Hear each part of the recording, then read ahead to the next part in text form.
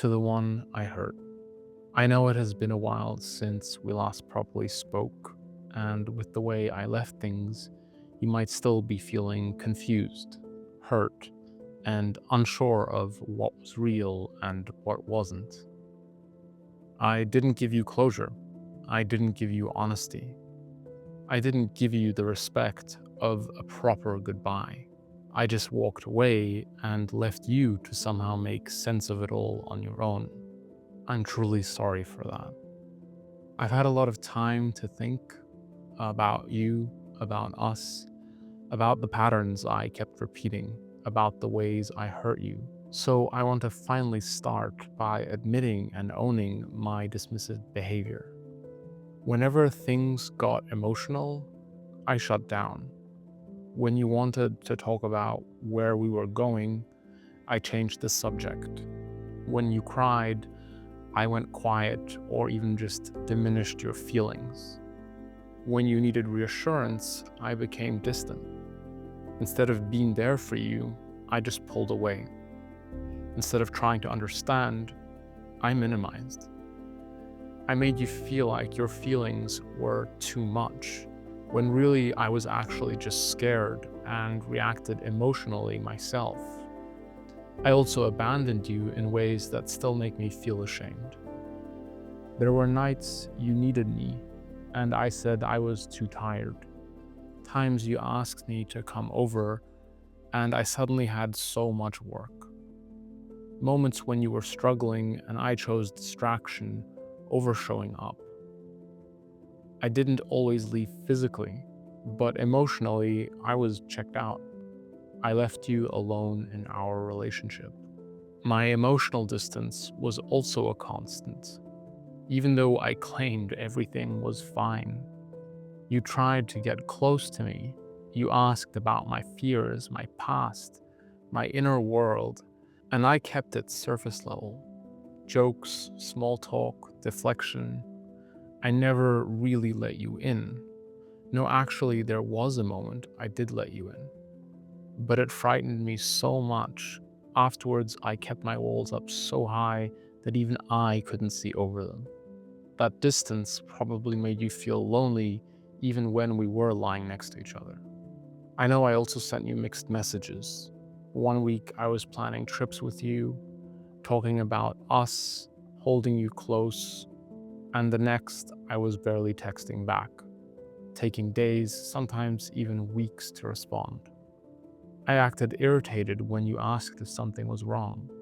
I first overwhelmed you with love bombing and then pushed you away with silence. And that emotional whiplash was coming from my fear and a desperate need for a sense of control. My physical absence also mattered more than I admitted. The dates I almost forgot, the events you invited me to that I missed, the weekends I chose to be elsewhere, the times you waited for me to show up and I did not. I had all sorts of rationalizations in my head, but what I was really doing was avoiding intimacy. I kept you in something that was never stable. We were together, but not really. Exclusive, but not secure. Close, but not committed. Every time you asked for that clarity, I dodged the subject. We broke up and got back together. I pulled away and reconnected. I kept you stuck in an on and off cycle because it felt safer than choosing you fully. I disregarded your emotions and needs far too often. When you said you felt unimportant, I said you were overreacting. When you said you needed more affection, I said I wasn't that type of person. When you asked for consistency, I acted like you were being demanding. I made you feel guilty for wanting basic emotional security. Some of the things I said still echo, and I know they must have hurt you. I fell out of love with you.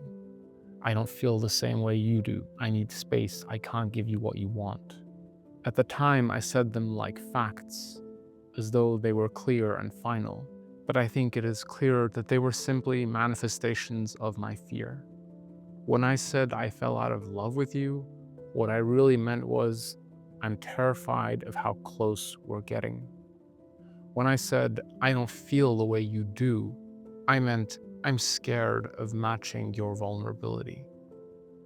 When I said I need space, I meant I'm overwhelmed by intimacy and don't know how to regulate myself.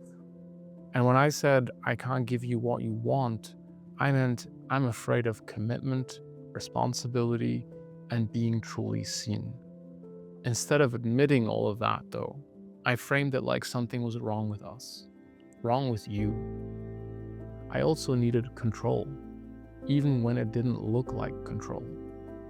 I decided when we were close, when we talked, when we saw each other, when we were okay, and if you tried bringing these things up at the wrong time, I shut it down.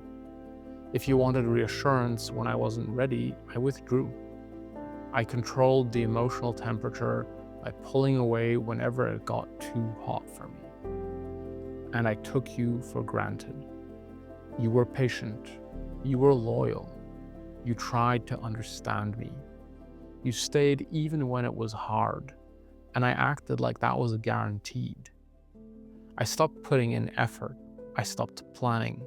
I stopped trying to impress you. I assumed you'd always be there no matter how little I gave. I hid behind the facade of being independent and carefree. I like to say things like, I'm just low maintenance, or I don't need much, or I'm fine on my own. I made it sound admirable, like strength. But really, it was me avoiding emotional discomfort. I was scared of needing you, scared of relying on anyone, scared of losing control. And worst of all, I avoided accountability. When you were hurt, I said it was miscommunication. When you were angry, I said you were being too sensitive. I blamed timing, stress, work, circumstances, anything but myself.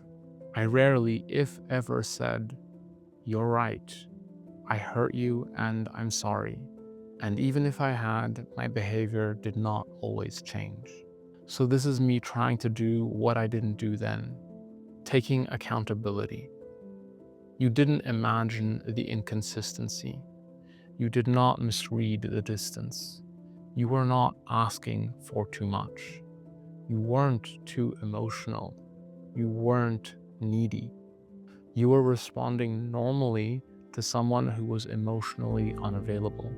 I was a mess of confusion and fear, afraid of love, afraid of commitment, afraid of being vulnerable, afraid of failing you, afraid of being dependent on you, afraid of being known. And instead of facing those fears, I made you carry them. I'm sorry for the nights you cried alone. I'm sorry for the anxiety I created. I'm sorry for the self-doubt I planted. And I'm sorry for the questions I never answered. You deserved clarity. You deserved safety. You deserved consistency. And you deserved someone who could meet you emotionally, and I could not back then. And all of that is on me. I hope this gives you some of the acknowledgement you were needing back then. I hope it validates what you felt in your body and heart all along. I hope it helps you release any lingering belief that you were not enough. You were more than enough. I just didn't know how to receive love without running from it, and I'm sorry. Nonetheless, I hope little by little you are finding the peace you deserve.